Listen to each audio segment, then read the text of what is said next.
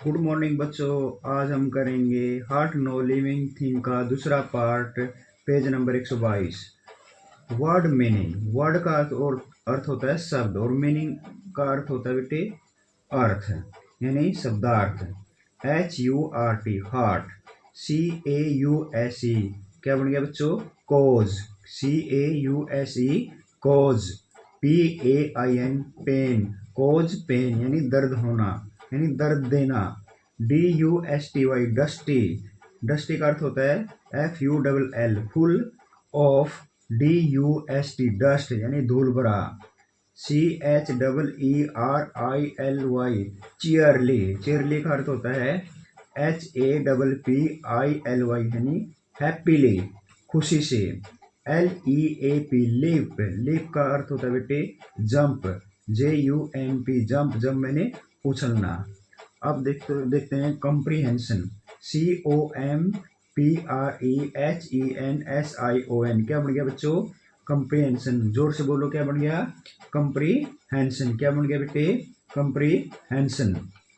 देखो, READ read the following statements and write T if they are true and F if false। Read the READ read the following statements, यानी जो अपन ये statement देखे बच्चों, इनको अपन read करना है। And write T if they are true, यदि वे सही हैं तो T लिखना है बच्चों। क्या लिखना है? T। And F if false, यदि नहीं तो क्या लिखना है? फॉल्स लिखना है। ठीक है, पहले देखो, पहली स्टेटमेंट पढ़ते हैं। Moth has colourful wing. COLOURFUL colourful, यानी जो अपन मोथ है बेटे, उसके पंख क्या होते हैं? कलरफुल होते हैं। आपने पोइम पढ़ी थी बच्चों, बताओ उसके पंख कैसे थे? डस्टी थे। तो इसका मतलब ये फॉल्स है। तो इसका मतलब क्या लिखना है? यहाँ क्या लिखना है बेटे? False. CRICKET cricket. SING sings in a cheerful way, जो झिंगुर है वह खुशी से गाता है। अपन बताओ बच्चों, क्या पोइम पढ़ी थी तो क्या कैसे गाता है? खुशी से चहचहाता है। तो इसका मतलब ये ठीक है बच्चों। Grass hoppers. ग्रास होपर्स क्या होता है बच्चों? राम का घोड़ा बोलते हैं, जैसे टिड्डा।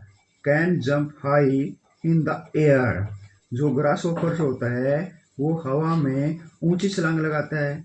बताओ सभी बच्चे, जो अपन ने पोइम पढ़ी थी ग्रास होपर, उसमें कैसे जंप लगाता है? हवा में लगाता है या धीरे धीरे? धीरे धीरे। तो इसका मतलब क्या हो गया? ये फॉल्स हो गया बेटे।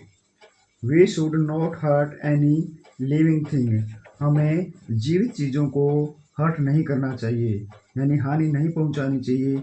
बताओ बच्चों, ये सही है या गलत है? ये ट्रू है बच्चों। तो इसका हम लिखेंगे टी। अब देखो, आंसर द फ्लोइंग क्वेश्चंस। अब हमने प्रश्नों के उत्तर देने हैं। ठीक है, क्या देने हैं? प्रश्नों के उत्तर देने हैं बच्चों। What does the poet ask us not to do? ठीक है, तो इसका क्या अर्थ हो गया बच्चे? बताओ, पहले इसका हिंदी में समझो। कवि हमें क्या न करने को कहता है? The poet ask us not to hurt living things. तो इसका क्या अर्थ हो गया? इसका क्या उत्तर हो गया बच्चों? कवि हमें कहता है कि किसी को भी नुकसान मत पहुंचाओ, किसी को भी नुकसान मत पहुंचाओ। समझिए, the poet ask us not to hurt living thing. Poet हमें कहता है कि किसी को भी नुकसान मत पहुंचाओ।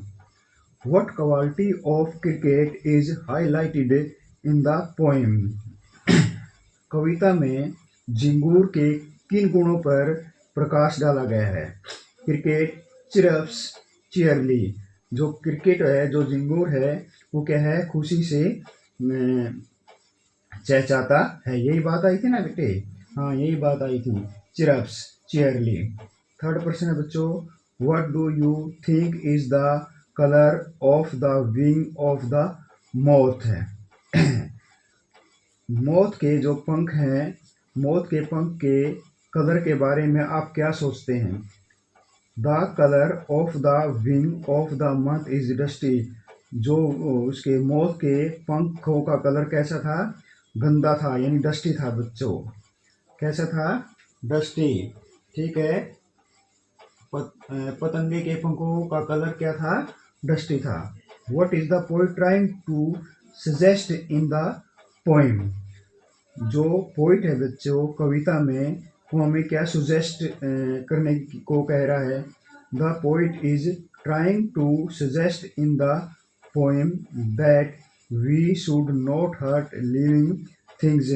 इसमें कवि हमें सजेस्ट कर रहा है कि हमें किसी भी जीवित चीज को हानि नहीं पहुंचानी चाहिए। बताओ बच्चों, क्या ये आपको समझ में आई? अगर नहीं आई तो वीडियो को बार बार देखकर इसको समझ लेना है। तो आज हम इतना ही करेंगे। Thank you. वीडियो को लाइक कीजिए, सब्सक्राइब कीजिए। धन्यवाद।